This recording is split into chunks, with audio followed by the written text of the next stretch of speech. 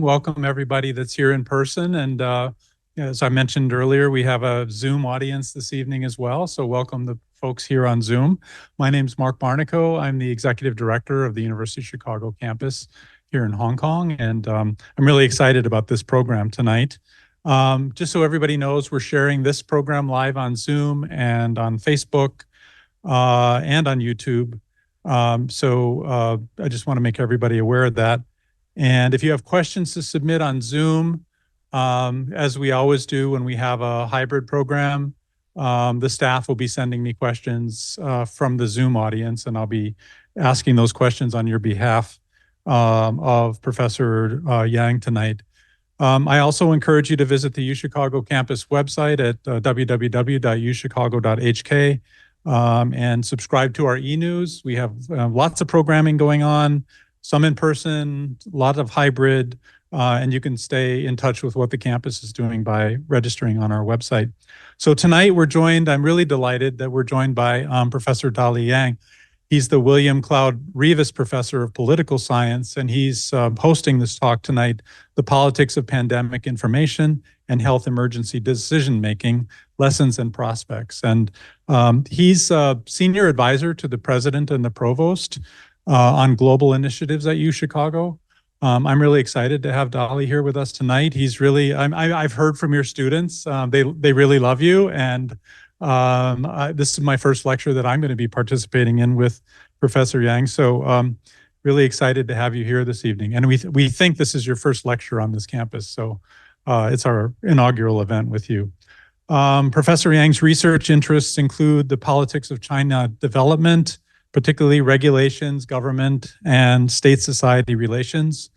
He's also the founding director, if you don't know, of our University of Chicago Center in Beijing. So he's had a long history with UChicago and our activities in China and now in Hong Kong. Professor Yang is the author of numerous books and scholarly articles. A few of the books I'll just mention here: Remaking the Chinese Leviathan, Market Transition and the Politics of Governance in China, Beyond Beijing, Liberalization and the Regions in China, Calamity and Reform in China, State, Rural, Society and Institutional Change Since the Great Leap Famine. And as you may know, his latest book, which came out in March, Wuhan, How the COVID-19 Outbreak in China Spiraled Out of Control. And I think we'll be hearing a little bit more about that tonight as he draws on his book to examine the factors that have affected the health emergency, decision-making, and the scale and scope of the outbreak of the COVID-19 pandemic that we all had to live through. So I'm delighted to welcome you, Dali, to the campus to give your talk. Thank you so much. Well, it's truly a great pleasure to be here. In fact, I was here on this premises for the inauguration. So it's very exciting to be back here. And of course, especially since there were all those complications and difficulties about travel in the last few years.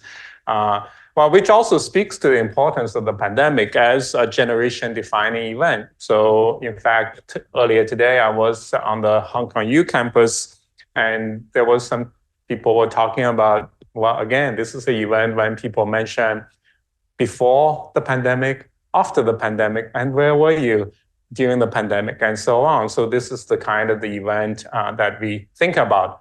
The other aspect is to know, in fact, you heard from Mark that I wrote down, for example, really sort of the dynamics that caused the famine and also the consequences of the famine. But in fact, for scholars and researchers who deal with those truly gigantic historical events, whether it's the 1918 flu or the famine and so on, their consequences usually don't stop with the end of the emergency. They last actually very often through decades because of the health and other consequences that percolate through the population in subsequent actually decades and so on. So in that sense, so I'm really pleased to begin by talking through some of the key findings of my book, and also would like to engage some discussion with you about what are the lessons and what could we learn and how can we do better. And the timing is also very important because the World Health Assembly is going to consider a set of really provisions for a pandemic accord, and really in terms of rethinking about the global infrastructure, regulatory-wise, and in terms of regulations, in terms of other developments to help to really sort of to handle future epidemics and pandemics as well.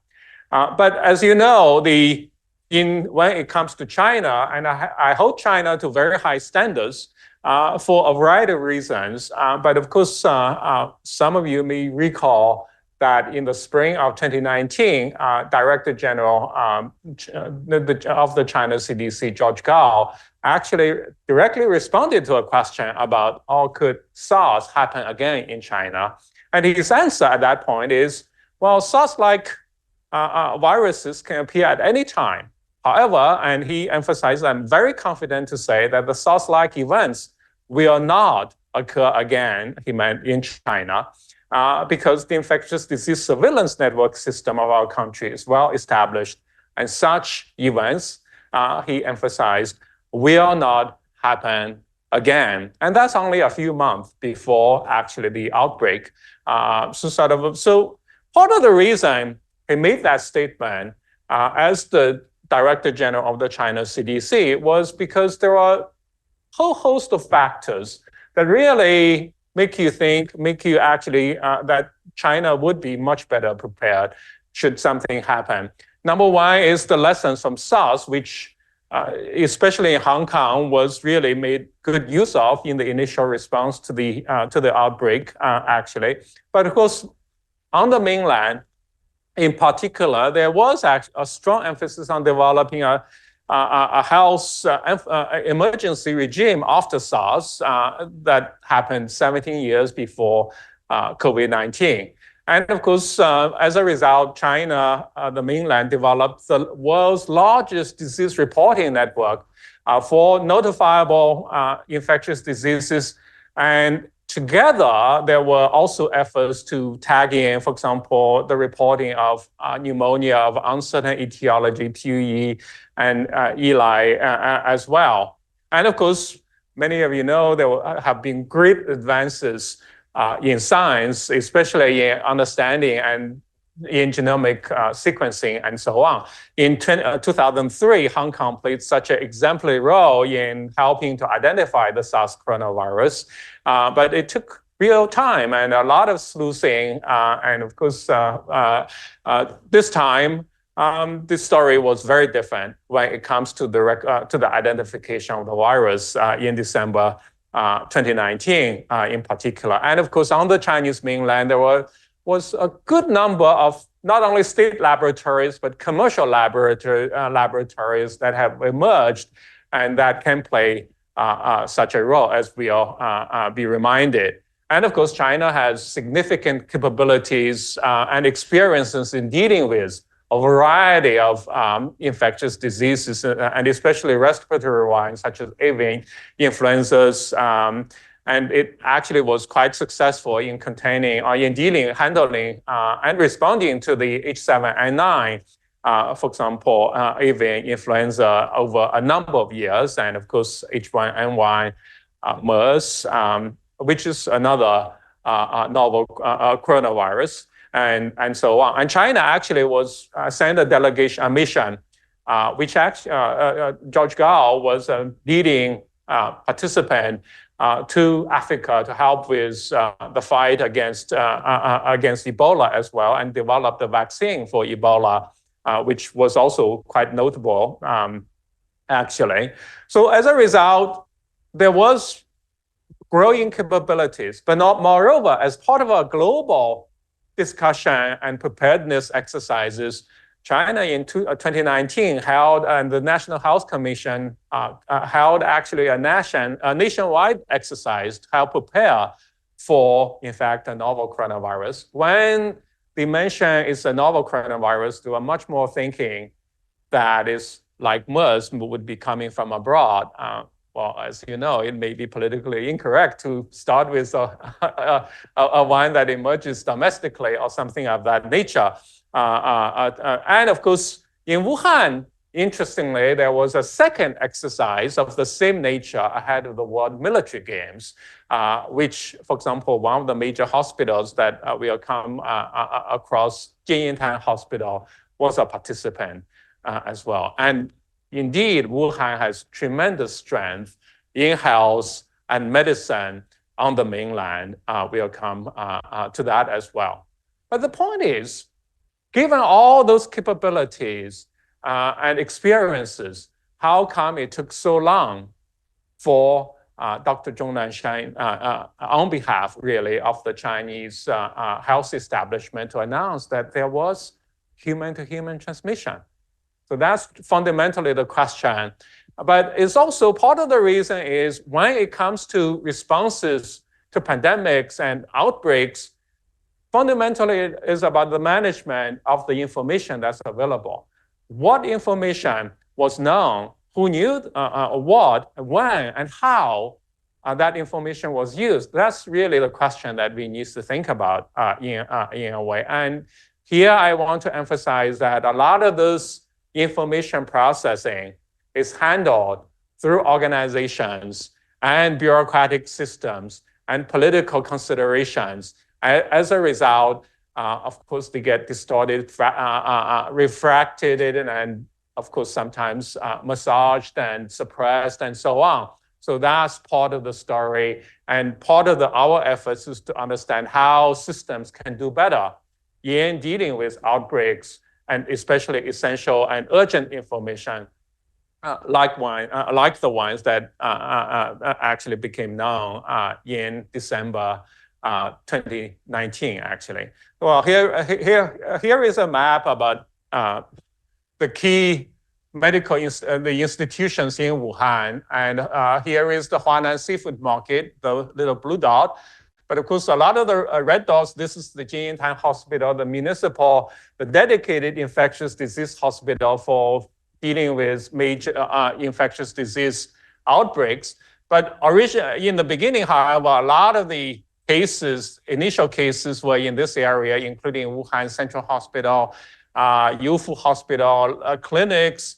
And this is actually the Hubei Hospital of Integrated Traditional Chinese and Western Medicine, played a significant role. And here is the main branch of the Central Hospital. Here is Union and Tongji.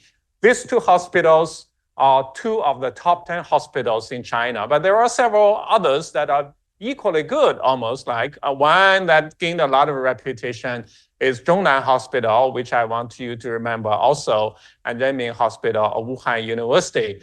All of those hospitals played a role. Part of the reason is the initial cases began to emerge. The people who had symptoms would initially go to a clinic and thinking that, oh, if I get some on-the-shelf medication, I'll be taken care of, right? So sort of I'll get well. When that doesn't happen, you go to a decent hospital in the neighborhood, ideally. And Wuhan Central Hospital is a municipal hospital. It's quite good. It's, in fact, has become excellent in some subjects. But it's not the top hospital, but it's easily available with the two branches nearby. Then, if it still doesn't actually, so sort of you still don't improve, then you would think, oh, there are those truly nationally well-known hospitals, such as Tongji Hospital, that's actually quite good as well nationally, and we'll come to that. So on December 27th, this is actually interesting. So to the left is Dr. Zhang Jixian. Many of you know that she is known officially as the doctor who submitted reports of all her hospital submitted cases of the first cases. This is the Hubei Hospital, Provincial Hospital of Traditional Chinese and Western Medicine. In fact, she submitted 7 cases, actually. She first submitted some cases, 3 cases on December 27th, but actually she was not the only one who submitted cases. Another one is Dr. Zhao Jianping. He's really a nationally known expert on respiratory diseases at Tongji Hospital.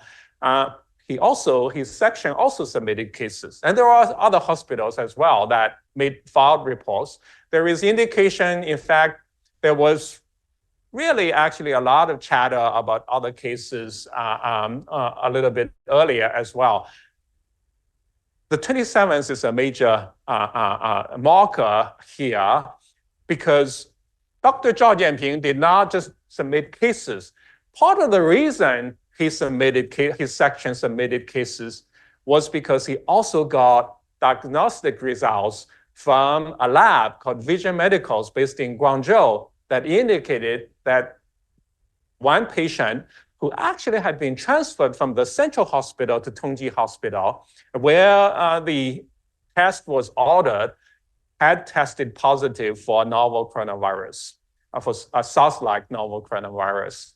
And that's why he really was alerted and decided that something needed to be done. However, on December 27th, the local CDCs didn't respond, but didn't find something that's really suspicious, even though they were alerted that it's not just the flu, it's something different.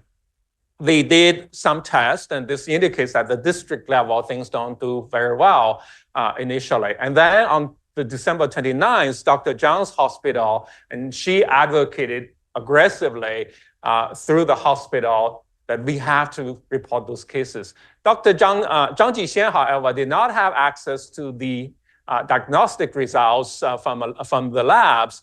Nonetheless, she recognized that the symptoms were SARS-like, and they submitted altogether that 7 cases. By then, however, the leader of the lab in Guangzhou, they informed the doctors of the results, but they didn't issue a written diagnostic results because they recognized this is such sensitive information. They only wanted to call in to the doctors that this is the result. However, they also recognized the information was so important. They flew to Wuhan actually to report directly to the Wuhan municipal CDC leadership to inform them of the situation. So as you can see, so there is the lab results that was filtering through to the health establishment. There were cases through Zhao Jixian's hospital that was directly escalated to the provincial health commission. And as the information began to come together, the Hubei leadership in the health commission in particular ordered that investigations had to be conducted. They organized the joint investigation team on December 29th and began to interview the patients, their families, and conduct epidemiological studies. They completed a fairly brief report on December 30th already, actually, in trying to find out what was going on at that point. So in Hubei, in Wuhan, clearly by December 29th and 30th, there was serious action.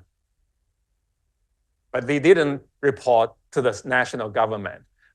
So what happened, and this is actually part of the story many of you actually know. Well, this is January 1st. The doctor to the very right is Dr. Zhao Jianping, and there are some other doctors as well. But the big, of course, everyone recognizes these pictures, including Dr. Li Wenliang, right? The reason is Dr. F at Wuhan Central Hospital ordered another test on different patient at Wuhan Central Hospital. This diagnostic test was conducted at Capital Bio in Beijing. The results came back. And Dr. Eifan shared the results on WeChat with colleagues. And that happened to include, for example, Dr. Li Wenliang and others. And they began to share that information. And it turned out they were sharing among professionals, but some of that information began to percolate throughout China and globally, in fact. Now, remember, the local authorities didn't formally report the situation yet, but Director General Gao Fu learned of the development in Wuhan, in Hubei, online through WeChat groups, basically, and around 10 p.m. in the evening on December 30th, and made calls to Wuhan, to Hubei, and also in the process, and this is the team, the leadership of the China CDC came together they also reached out to Minister Ma Xiaowei, who, by the way, was the youngest vice minister for during the SARS period, so clearly knows something about a SARS-like crisis. And that evening, they talked and very quickly came to the realization they needed to act quickly. And they acted very quickly because by the following morning, 6:30, two groups of expert teams were on their way to Wuhan on the first red light flight. One led by Mr. academician Xu Jianguo, whose name in Hong Kong actually would be recognized, who represented the National Health Commission, but it also included the SWAT team from the China CDC, the Emergency Operations Center as well. It's still not enough. Minister Ma Xiaowei also recognized this is such a serious situation. So he called Mr. Liang Wannian, Director General of various departments in the NHC through the years, but also a veteran from the SARS period as well in Beijing, and sent him to Wuhan by lunch hour, essentially. So as you can see, there was real emergency action by December 31st, emergency epi work, emergency visits to the Huanan seafood market, further consultations on each of the 27 patients who were already gathered at the Wuhan Jinyintan Hospital. And by the evening, clinicians, epidemiologists, virologists, health administrators at the national level, municipal level, provincial level, municipal level, they gathered at the Wuhan Municipal Health Commission to discuss, review the situation. And they had quite a bit of information by now, including, actually, it's not just the official number of patients. It also included patients who had no exposure to the Huanan seafood market. However, at this point, it turned out the first report that was conducted by the joint team at the local level already defined the case as including exposure to the Huanan seafood market. But they recognized, however, that the case, those patients had SARS-like symptoms. Remember, they had information from diagnostic tests, a genomic sequencing test, actually, from no fewer than 4 different labs, including the Wuhan Institute of Virology, in fact, and also BGI, which is one of the leading, the biggest commercial lab. On December 31st in the morning, Director General Gao Fu, he didn't go to Wuhan immediately, but he went to a lab in Beijing to review the genomic sequencing results of the novel coronavirus. So by the time that the meeting was held in the evening, he could participate remotely in some way, clearly. So there was, again, a lot of people gathered at that point, and they met through the evening, all the way through the actually wee hours, because not only they were meeting to devise a health emergency response plan or action program. And in the process, overnight, they can't just order things, including the closure of that gigantic Huanan seafood market district on their own. They had to get the approval from the provincial and municipal leadership, and they did in the wee hours of the morning. And they also clearly had the national health leadership involved in the process as well. And so I think actually it was a superb start for the response in Wuhan at that point. The national, provincial, municipal leaders were all informed and involved in terms of the health establishment. They had the emergency response action program that led to the shutdown of the Huanan seafood market, which was believed to be the source of the virus at that point. Patients were still being transferred further to the Jinyintan Hospital for treatment and so on. National clinical leaders were coming to Wuhan in the process, also were in Wuhan by then. And at the same time, there was further plans for diagnosis and treatment and other protocols, tracing of the virus origins. And also there was a plan for international outreach. Right? So sort of in fact, as many of you may recall, in Hong Kong by January 4th, academic Xu Jianguo reached out to the Hong Kong population through the Dagongbao, basically indicated, in fact, that China has amassed years of experience in infectious disease control, and there will absolutely not be a significant spread due to the Spring Festival. And he urged the public to remain rational, whatever that means. Sort of, and Director General Gauff already made calls to, for example, international experts in New York, in London as well. So there was a very reassuring message coming out. In fact, that's not all. By January 10th, academic Shen Jianguo was interviewed in Science, in the journal Science. And clearly it's an authorized interview by, as he was representing, speaking on behalf of the national government in this case as an expert. And here I quote, "It should be mentioned that the 59 reported pneumonia patients in Wuhan were clinically diagnosed. Of these, 15 were confirmed by lab tests to be infected by the new coronavirus. No new patients have appeared, as far as I understand. It's good news. People fear something like SARS in 2003, but this is a different case. The outbreak is limited." So in other words, the leading experts who was involved at that point, and that by definition, including also the health authorities, by January 10th, thought that they had contained practically the outbreak. Now, of course, everyone knows that's not the case here, right? It's a sort of so the reality was there were growing number of new cases, especially by January 10th, that were appearing, and all this period, they were appearing in hospitals, with one exception. They did not have exposure to the Huanan seafood market, for good reason, because that market had been closed, but the virus had been spreading, right? So none of the new patients did not have that exposure. And therefore, in Wuhan, they were not being recognized as new suspected cases.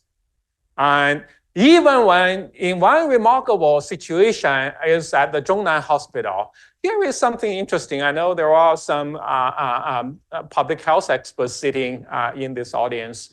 Actually, Zhongnan Hospital did something remarkable in hindsight, because in the beginning, there was no official test from Beijing yet. So the lab director at the Zhongnan Hospital ordered a bunch of tests for SARS from Guangzhou. So by early January, they tested patients with those tests. They were positive.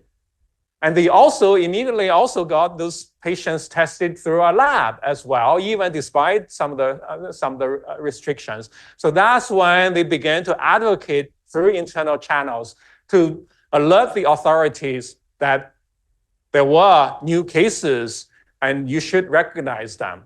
Now, here is another remarkable development, however. They actually at one point tried to input those cases through the disease reporting system, and to no avail, actually. And at the same time, as you know, also there were additional laboratories that were coming out with results that included Wuhan University Hospital and also Zhang Yongzhen's lab in Shanghai, which has been very much in the news lately as well. And you know that story. So the question, therefore, is how did it happen that it took until January the 20th before Dr. Zhong Nanshan appeared on national television? And this doctor who was 83 years old, who was in Guangdong, and why was him who had to announce that there was human-to-human transmission? Now, let me digress a little bit, and it is actually not a digression, because when Dr. Zhong Nanshan mentioned it's human-to-human transmission, because there was a public uproar at that point, and you may recall that, many of you actually would recall that. But did he really mean simply human-to-human transmission? Now, in fact, later, I don't have it immediately, but in a later slide, I show that Director General Gao Fu, in an interview, actually revealed that he emphasized from the very beginning, the experts, the national leaders in the laboratories and so on, actually thought that there had to be human-to-human transmission. So in other words, contrary to public understanding, having human-to-human transmission was not the issue for the experts in Beijing. They thought there would be some transmission. The issue is how severe was the transmission, but of course it's not conveyed to the public in this way. But when Dr. Zhong Nanshan, however, said there was human-to-human transmission, he also didn't mean there was simply human-to-human transmission. I think the public understood it in some way. When he said so, he really meant there was significant human-to-human transmission in the context. And so the question then is, again, who knew what, when, and how? How did this happen, right? Given all the capabilities China had, given all the good hand of cards that were already in the hands of the health leaders, and clearly they were not directly trying, at the national level, there was not an attempt to say, to hide an outbreak of this nature. There was, however, a grave misjudgment, right? So the question is, how did that happen? And this is actually, there is a lot in the book I deal with that talk about how pathological the system became in this process when that information, a lot of the information was ran through the bureaucratic system with hospitals, with the bureaucratic system. And a lot of this, for political scientists who study China, comes under the rubric of what's called fragmented authoritarianism. In fact, namely, for example, the easiest to understand is the China CDC does not directly control the provincial CDC, does not certainly, and also the municipal CDC. They all belong to the respective health commissions at the different levels.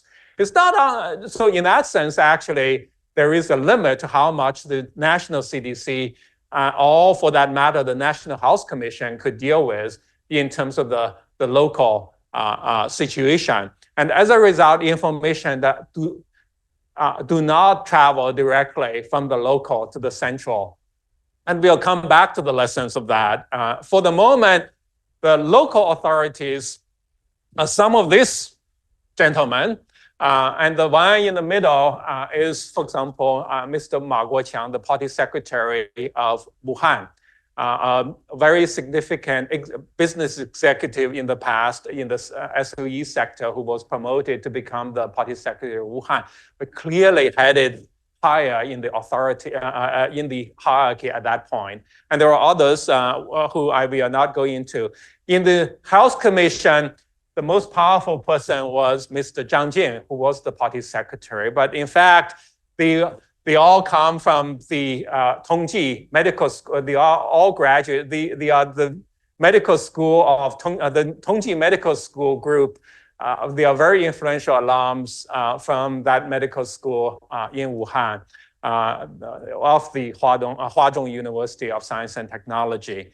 And clearly in this time, they were heavily influenced by the idea that the municipal, and this is actually some of you may very well recall what happened, right? Because the municipal party, the congresses and the provincial people's congresses, they were convening from around from January 7th through the 17th during that period. And of course, during this time, you want everything to look rosy, right? So now, do I have really a smoking gun indicating that the party secretary ordered specific actions to suppress the virus, the information about the virus? No, because in a system like this, you only need to indicate, oh, we want everything to be good. The underlings would know what needed to be done in a way. But at the same time, remember, and I won't have time to go into a lot of details, by now, the national Health Commission leadership was in Wuhan. The China CDC teams were in Wuhan. They were saying this is a local issue. But the local authorities, however, don't think that way. They think we are under your leadership, right?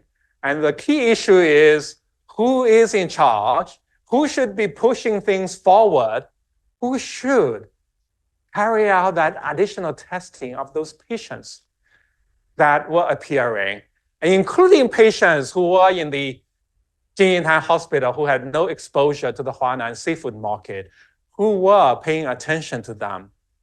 And it's in this system, somehow, everyone seems to be working very hard, but at the same time, clearly there was a big, big gap in this response. As a result, the Director General Gao Fu and others, they were in Beijing for much of this period, and they would be very open to new information, new cases, but new cases were not being reported to Beijing. And suddenly, in 2003, the health leadership thought they would establish the disease reporting system to help overcome the political problems inherent in a system like this. It's a technocratic solution to a political challenge. But when push comes to shove, politics dominated.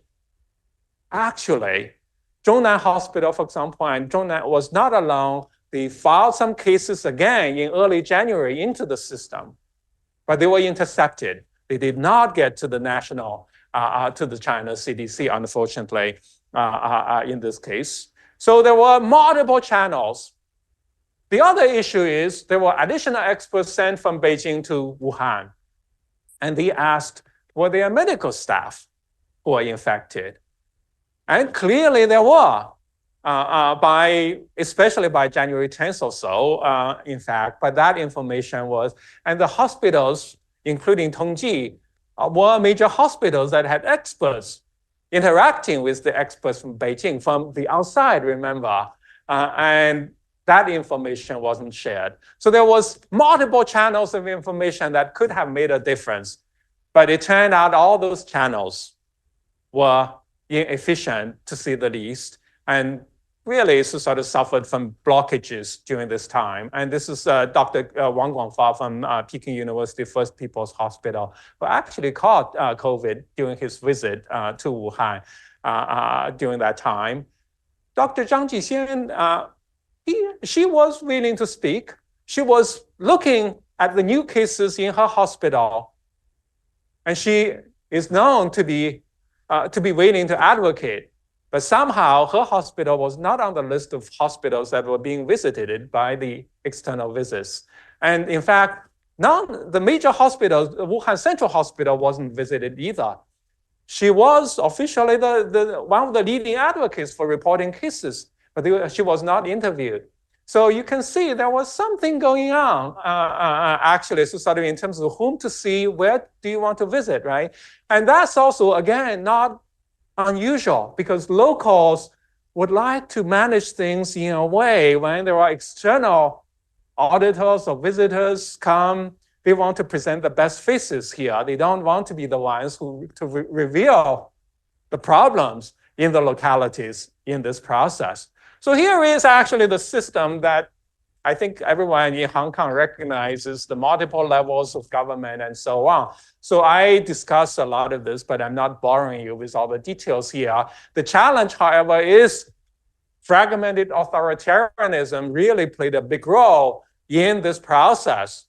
Something slower moving, you can model through, you can wait until things become more recognized, and you can resolve them.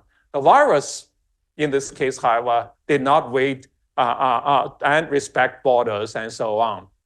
So in this process, I have a chapter discussing what I call the epidemiological tunnel vision. The leading experts in Beijing had a thesis about how the virus might transmit and acted as if that was the reality in terms of the virus. Namely, the virus came from some animal source in the market, in Huanan seafood market, that it spilled, it jumped to humans, And as a result, there would be some limited human-to-human transmission, but limited, right? And it's not until actually pushed and including by experts from Hong Kong who helped them understand that there might be limited human-to-human transmission on January the 13th. And therefore, anything would be slower moving and you can take time. And they were waiting for new cases. But as I emphasized, the new cases were not being reported to Beijing because they were the locals. The excuse they used was that, the tests were not coming. It's not because there was a lack of testing capacity, whether it's actually in Wuhan or in Beijing, right? China actually has the kind of testing capabilities. It's that they were not being deployed for that. So there is this question about strategic foresight and strategic leadership, but a lot of it is related to the cognitive lenses that were being used to organize the response during that time and so on. Now, here is the quote from Gaofu later on, actually, in Caijing magazine, which I think has disappeared now from online, basically saying that he admitted that at the beginning of January, the judgment was that there was definitely human-to-human transmission. There was no need to doubt it, and he repeated for emphasis clearly.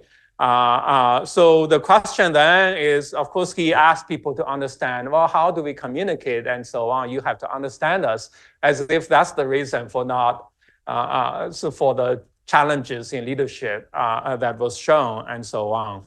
So here I actually go through some of the details in that. But of course, there are multiple other issues. The biggest issue clearly is, in hindsight, of course, hindsight is 2020.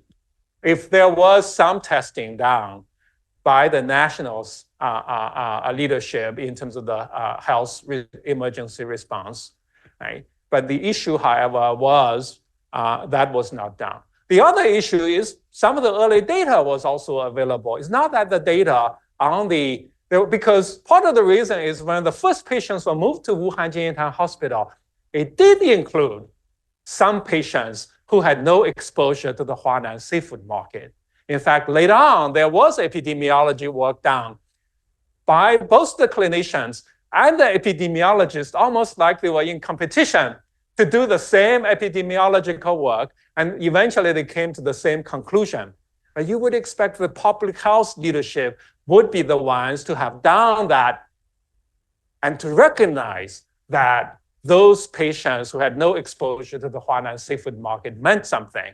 But that clearly wasn't recognized initially. And in fact, part of the reason, again, is because of the cognitive dimension and so on. So it's in this context, therefore, there is this big puzzle of scientific and health emergency leadership, I think, that is worth pondering. And it's here, I think that here are some people you all recognize, including Dr. Zhong Nanshan and Professor Kai-Wai Yuan, of course, from Hong Kong U, played a very important role through the University of Hong Kong Hospital in Shenzhen, because there emerged a cluster of patients, a family who had traveled to Wuhan, but including one who didn't.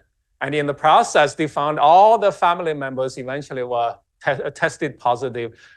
They didn't wait for the China CDC to provide test kits. Neither did the number 3 People's Hospital in Wuhan wait for the national CDC to provide the test kits. They did their own, devised their own test kits proactively and tested and came to the understanding that there has to be serious, really human-to-human transmission, that this is not simply something that would stay actually sort of limited. And of course, also in Thailand. So it's in this process, this information through a series of advocacy in Shenzhen, in Guangdong, and also through Professor Yuan directly with George Gao, reached the national health leadership. They organized, in fact, on January 18th at 11 a.m., the National Health Commission representative called Dr. Zhong Nanshan's office, asked Dr. Zhong to go to Wuhan and reached Wuhan the same day. In China, if you ask the 83-year-old physician to report to Wuhan on the same day, right before, in the peak travel season, before the Chinese Lunar New Year, when tickets weren't even available, you bet that the national health leadership knew that the situation was serious. And you bet also they recognized they were in a politically challenging context. They needed help. And they needed the authority, the stature, and the articulateness of Dr. Zhong to help them out. And also, they needed someone who can get the information from Wuhan. When Dr. Zhong and Dr. Yuan went to Wuhan, clearly they knew there was human-to-human transmission. They went to Wuhan, and Dr. Zhong, as you know, asked the vice mayor of Wuhan, who is responsible for health, that were there health medical staff who were infected. And the vice mayor clearly has been keeping this information away from the national experts, right? So sort of, and you can imagine the relief in some way that here is someone of such stature coming in, and he tells that there were something like 13 medical staff who were already infected. And of course, the rest is history. So they go to, the team go to Beijing. And this is actually, you look at the clock on the wall. This is the national senior expert panel at the National Health Commission meeting about 9 to midnight, discussing what should be done, what to report to the national leadership, to Premier Li Keqiang and Vice Premier Sun Chunlan the next morning, and what actions should be taken. So that overnight, they devised the plans and so on, and provided the information for the national leadership, and of course also to President Xi, who was visiting outside of Beijing, actually to Burma and then in Yunnan at that point. And in the next day, of course, January 20th, they make the designation of the novel coronavirus. And then Dr. Zhong again was put on national television to inform the public. So he becomes the person in an hour of national need to help get the national bureaucracy out of the bind of having not informed the public for more than 3 weeks of a novel coronavirus being infectious in a way. But of course, this issue, of course, there was a lot of public uproar. But in the meantime, and I know we have some experts from Hong Kong U who actually participated in helping to understand what was going on, informing the national leadership of the severity of the situation, and of course, leading to the lockdown on January 23rd, as the WHO convened its emergency committee, and so on. And the rest is history, really. So sort of in many ways, this was a set of truly fateful choices, as you can see. So I want to pretty much actually, given the time, end here. But part of the challenge, therefore, as we think about it is, could the situation have been different, right? To what extent, if we rewind, could Wuhan and really in terms of the response could have made a difference? Of course, the easy answer from in terms of the low-hanging fruit would be, of course, if the virus was much less contagious, then clearly China had handled a variety of less contagious viruses. It would have probably over time you would muddle through, but nonetheless be able to be much more effective in containing the virus. But of course, this was not the case. And on that, and I think actually everyone can make your own assessment, and many of you actually helped in Hong Kong and elsewhere in dealing with the situation. So let me pause here, and I, of course, welcome thoughts, but of course would also be happy to answer any questions. Thank you. Excellent presentation. Thank you so much. Such a classic UChicago delivery today. Yes. Like what went wrong? I have some question about afterwards. It happened what went wrong afterwards. Let me explain. As you presented, like after the 2003 SARS, China engaged in a national effort to create surveillance and whatnot, and to to look at what's wrong and lessons learned, so that they're prepared, right? Same in Hong Kong. After the 2003 SARS, the government created panel from the hospital authority panel, expert committee, and electrical have a subcommittee to look at what's wrong and lessons learned. But not COVID. It seems to me in China, after the COVID, things had settled. Not much said about lessons learned or what went wrong and the plan. That's my understanding. But maybe you have information that prove otherwise. Same in Hong Kong. The government refused to create any commission or committee to look at what's wrong. Now, we live in Hong Kong, so we understand the Hong Kong government cannot do what China is not doing. So we understand that. But can you comment about why such a sensitivity or no overt action like what they did in 2003? Maybe they have, but maybe you know more than we do. And why the politics of post-COVID, looking back? Well, great question. And for those of you on Zoom, essentially, the question is why there haven't been very overt responses in terms of taking in the lessons of the initial society in terms of whatever happened, missteps, inefficiencies, and so on.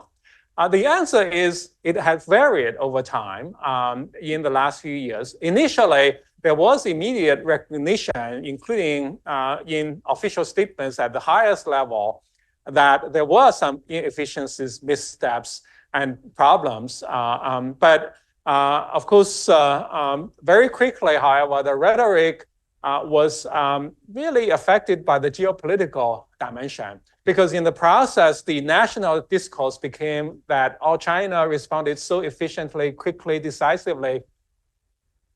And therefore, what are the lessons, right? If that's the case, then there's not as much of a need to change. But in reality, however, that's not the case. Number one, in February, the National People's Congress issued a decision banning the consumption of illegal wildlife. But of course, that meant the foundation for that was that clearly it was based on the idea of zoonosis. Later on, however, there was some statement basically saying there was no illegal wildlife that was consumed in Wuhan. Well, then clearly why that decision that clearly was actually relegated to insignificance.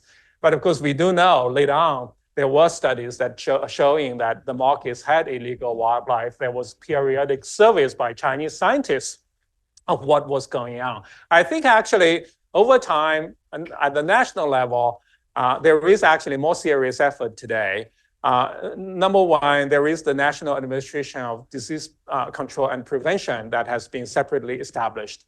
There is a lot of questioning, however, because for the last 3 years in particular, so much of the effort was devoted to zero COVID.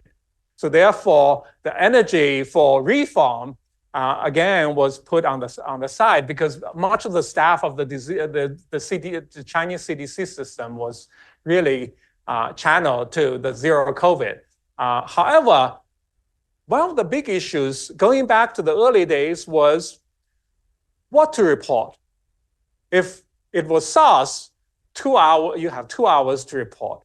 If it's PUE, then local authorities can use the PUE label to say, well, we need to study it, and then we'll let you know, and we'll take our time to let you know. So actually, there is an effort to legally bind local authorities to make them report down the road in terms of improving PUE reporting and so on. There is also effort to strengthen the infectious disease law in terms of for prevention and treatment as well. However, my sense is some of this effort are being held. They have been the first draft was issued, in fact, but because the WHO is discussing the pandemic accord or pandemic agreement. So national government are naturally careful. Don't make a lot of commitments early on because you want to preserve your freedom for maneuver and so on. And therefore, and especially because there has been quite a bit of pressure in the WHO, in terms of the World Health Assembly, in terms of demanding and asking for changes to be made. So in this context, some of these reforms that are in the works actually have been kept away. There is another dimension that's very important because, as you know, it's not only zero COVID, but in connection with what a lot of that is happening, local authorities are fiscally innovated over the last few years now. So that also means even if you demand certain things, local authorities may not have the resources to carry out the required reforms as well. In fact, one of the big issues that are being tried at this moment is to strengthen reporting in the initial phases and so on as well. I think actually the challenge is how far further can the cases be reported? I think it can easily be said, it can be, you can go back another week in December, and could it have been 2 weeks? It's a little bit of a stretch, but with better surveillance and so on, that's possible. So one of the reforms today that is being promoted is to embed public health specialists in hospitals together with clinicians. Even though hospitals already have a public health section, but one of the big issues is actually public health specialists do not have prescription rights in China. So this is heavily debated within China. The challenge, however, is again, like in 2003, some of those measures are technocratic measures. But in the end, it will still be beholden to the health commissions in the local authorities. To what extent will they be allowed to operate relatively independently when it comes to emergency situations, to let the information flow upward to Beijing? Because again, I emphasize in Wuhan and elsewhere, local authorities are evaluated and can be penalized for revealing information about outbreaks in the localities. That can affect their national healthy city status. Hospitals can be affected if they reveal they have medical staff being infected, and so on. So therefore, they have natural disincentives for filing reports. And in that regard, there is a lot that can be done potentially, but at the same time, it requires much more effort because a lot of the big issues is also in the initial phases, as we know, there was a significant effort. Some of the efforts, for example, to enhance biosafety turned out to have also a dampening effect in the information flows and so on in the process. Yeah. Yes. Hi, Karen Greppen from the University of Hong Kong. You mentioned the reforms about the pandemic accord. Of course, that's happening because the IHRs, the international health regulations, were quite limited in terms of what they were able to do for COVID. The way that the IHRs are structured is, they're meant to set up a public health response, but also try to limit unnecessary trade and travel restrictions because of exactly this issue, which is the risk that they will try to cover up or hide reporting because of the fear of these international trade and travel restrictions. Your book is largely a story about local and national politics, right? It really says that the story here is about what happened within Wuhan and to Beijing. In your research and to what extent did you think any of this kind of tunnel vision, this epidemiological tunnel vision, was actually motivated at all by any of these international concerns, or is it really simply a domestic story? Mm-hmm. Well, certainly before the WHO got seriously involved, and that was the time especially between the 20th and the 23rd, is much more driven locally. But I have been thinking about this issue, right? To what extent the revisions to the RHR, this pandemic agreement, could actually alter and change the circumstances. Well, I took a look at the draft that became available, the one on May 10th.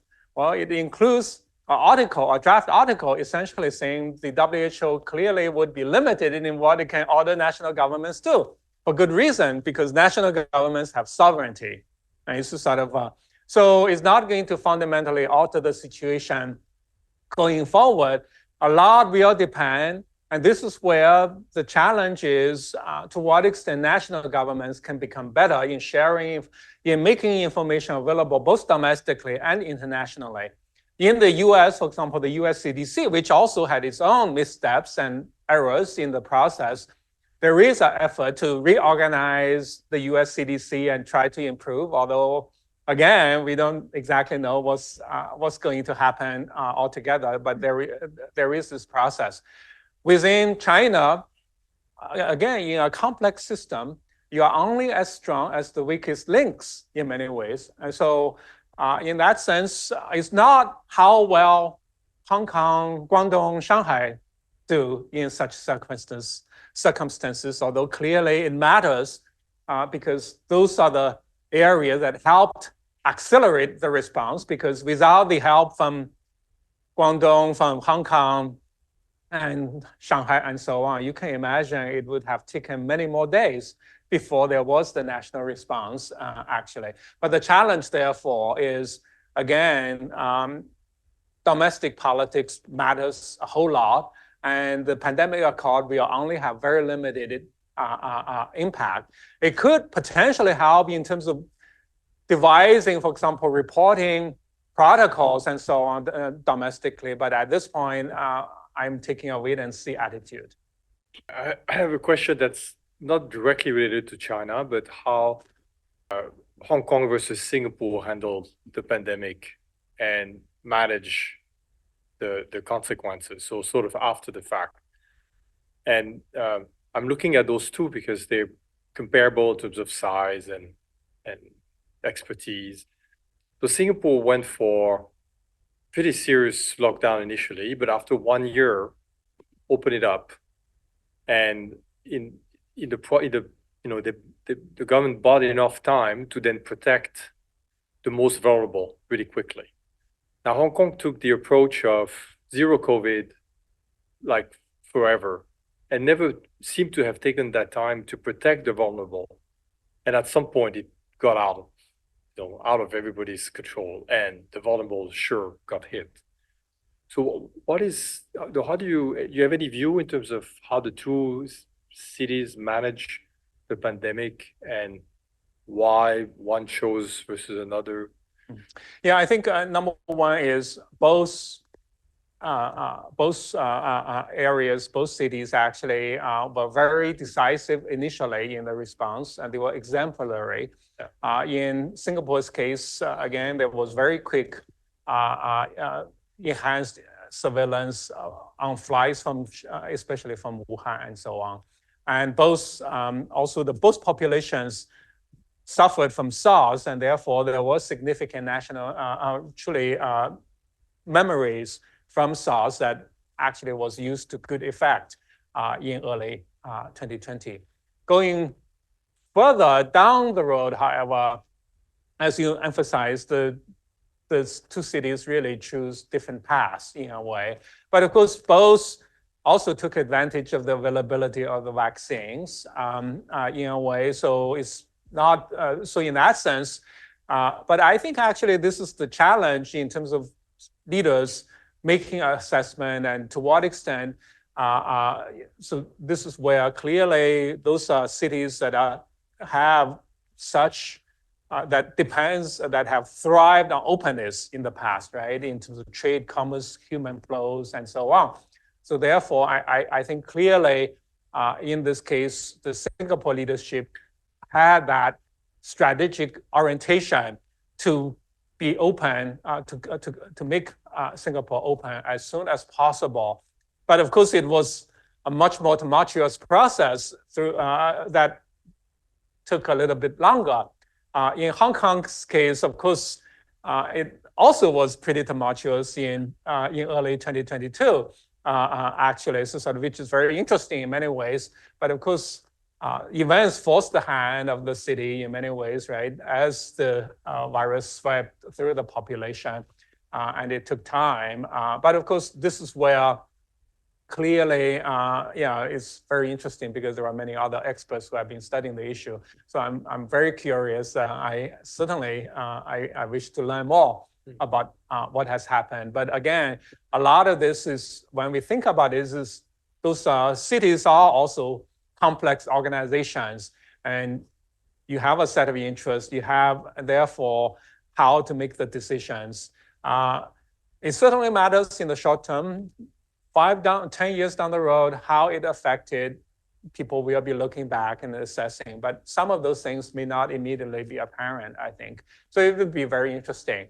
I personally feel like, certainly I want my students and others to come to visit Hong Kong today, because the city remains so vibrant and so on. Other questions?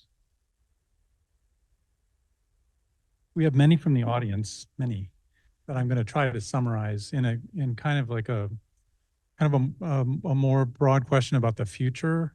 We've got questions about which system is better, a democratic system or an authoritarian system for managing a situation like COVID that we experienced? What changes, what policies could be changed, what regulations could be changed to improve the situation? So there's a lot about like what have we learned and how can we improve the next time. Hopefully we don't experience this anytime soon, but if we did, how would we manage that situation? So the question I wanted to kind of wrap around all the questions from the audience was, how do we make sure that COVID fatigue hasn't set in and people are just complacent? Cities are complacent, governments are complacent, to the point where we're not really learning about how we can improve, and taking away good examples, like we could have taken away more from SARS and applied to the COVID situation. How do we just avoid the ennui, and the fatigue of COVID, and keep moving forward so we don't experience this kind of thing again in our lifetimes? Well, that's a tremendously difficult question in many ways. First of all, the first part of this question concerning which type of regime would be better. There has been, in the social sciences in particular, a lot of studies trying to deal with the question. It's almost like a roller coaster. So in early 2020, people would be saying, maybe the system like in the PRC, problems, and of course it fitted with a certain preconceived option, a sort of view about how authoritarian systems in particular might operate, and so on. And then by the end of 2020, as countries such as the US and UK and many others were struggling, the tide had changed, right? Suddenly people were saying, well, maybe democracies don't seem to do any better either. So there has been this roller coaster in terms of people's understanding. And we have also to understand it depends on which phase, right? The phase when you need to prevent, to a great extent, to stop the virus from spreading before there was vaccines. And the phase when vaccines became widely available, and therefore people's immunity could be boosted, and therefore you need to be forward-looking in leading the people out of the malaise in a way. So again, it depends. So a government that may have done very well in one phase may falter in another. And in other words, in this process, it may not be just the regime, right? A lot actually depends on the leadership. And I think, again, some leaders have done better than others. In certain cases, leaders have changed, so you bring in a different set of leaders. But overall, there are governments that have epidemiologists in government, and they tended to clearly, it's very useful to have an epidemiologist in government, for example. But including in some provinces in China too, actually, there was in some provinces, they had an epidemiologist as provincial leader. Clearly, they acted very differently than in other cases, in fact. So the influence of experts matter. And I think a lot in this process is we look at the 1918 influenza, great influenza. We looked at COVID, and the lesson, especially today, is incredibly important to keep the trust of the public. Well, how do you keep the trust of the public? You need to share, to lead the public with truthful indications, information about risk, about knowledge, and about the limits of official knowledge. And that's the way to keep the public with you.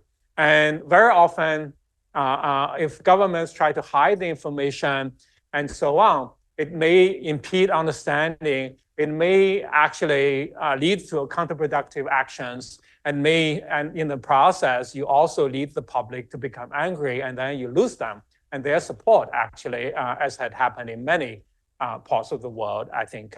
So that also means fundamentally is incredibly important to have the experts play a role as information becomes available, and to have the experts have that information and so on. And that also means, of course, transparency is vitally important in any system. It's when it comes to epidemic information and so on. And I think today, especially in the day and age of digital media, rumors easily spread, right? If you don't share and lead the public, actually it's much more likely to stimulate further rumors and even conspiracy theories and so on, actually. Now, the challenge of COVID fatigue, I don't have an easy answer. And I think the world is not ready for another pandemic at this point, certainly, because there has been a lot of discussion about H5N1, to what extent it might actually become a much more serious event. And also, remember, I think one issue is anti-vaccine sentiments are incredibly strong in many societies today as well. And there is just a lot of information floating around, and a lot of the anti-vaccine, especially misinformation, is spreading around as well. So that also means even though the platforms for avian influenza is easily available and so on, but still though, people might not take advantage of it. Actually. And during COVID, again, you look at in the US, for example, the Republicans are less trustful of the vaccine. And of course, you look at it reflected in the mortality rates for Republicans versus Democrats, in fact. And I think actually that's a big issue. So my sense is there is not an easy way. And in fact, the pandemic isn't over. The emergency is declared to be over, but the virus is endemic, right? And we are even, at this point, we are looking at KP.2, also, in fact, is spreading around. So it's actually very important to get boosted, especially for those of us who are above a certain age, is even more important to do so. But I think, and the sad thing is, in many societies, as you mentioned, it's almost like there's very little encouragement of doing so. And I think, the populations will pay. And especially because long COVID is a serious issue with multiple exposures and so on. Did your book explore much along the lines of social media and the role that it played in China in terms of disseminating information or preventing information from coming out? Well, clearly, when I mentioned some of the early adopters and so on, actually the social media role and the importance and my view on, because there's actually a debate on whether Dr. Li was a whistleblower. It's a sort of, so I need to discuss that, and I do discuss a lot of those issues. I do hope to follow up a bit more on the later developments, but overall, though, it's part of the broader landscape for decision-making in public health. And it's not just public health specialists do not make decisions in a vacuum, right? They make decisions along with officials who outrank them very often in police, in propaganda, and so on. And in that sense, I discussed the overall, the measures that were being taken. In fact, when an emergency like this happens, when the party secretary gets involved, the entire apparatus is mobilized. It's not just public health. And that's the challenge. And that also means, and when it comes to lessons, I've been reflecting on this, is to what extent, and I feel like it's very important for those generalists, the party secretaries, the governors, to learn the lessons of this. And actually, the more you can't expect them to make the right decisions if they don't have exposure to what we know today. And therefore, it's incredibly important that there should be training, not just for public health specialists, but for generalist leaders, actually. And that's a challenge, I think, down the road. Any other questions in the audience here this evening? Anybody else? Okay, well, thank you so much, Professor Yang. This has been really informative for me, and you know, keep the conversation going. I think it's really important. Where can people find your book? Well, I think it's Amazon Hong Kong. You can't, because of the region restrictions, you need actually to, in order to get the book, you have to, I think it has to be Hong Kong instead of directly from Amazon, let's say the US. Sort of. What is that? We get free shipping from the US. Yeah, we get free shipping. I see, Yeah. I see. Yeah. Well, great. Let's everybody give up. Okay, thank you. And for the audience here tonight and the Zoom audience, I just want to make a couple of public service announcements with regard to our campus. This summer, some of you look like you might be old enough to have high school students. Not everybody, but this summer we're going to have a high school data science summer academy for high school students right here on campus. It'll be a 3-week program. So I wanted for people here to be aware of that, and those folks on Zoom. Students will be learning from our UChicago faculty about AI, data science, machine learning, coding, and many more things. So if you have high school students, I encourage you to scan the QR code and learn more about the Data Science Summer Academy program. The other thing, if you haven't seen our Tram Tales, we're celebrating the 120th anniversary of the Hong Kong tramways in our heritage site. We do rotating exhibitions sponsored by the Hong Kong Jockey Club every year. And this year, because the exhibition has been so popular, we've extended it to the end of August. So I believe August 31st is the last day to see the Tram Tales exhibition. It's been very popular.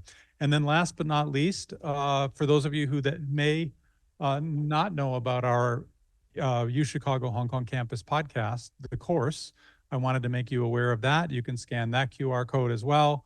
I think we have about 120 of our faculty from UChicago on the course podcast. You can learn the path they took to become professors at the University of Chicago. So it talks a little bit about their research, but more about the path for how they became professors. And I think, Professor Yang, you're a course podcast participant, aren't you?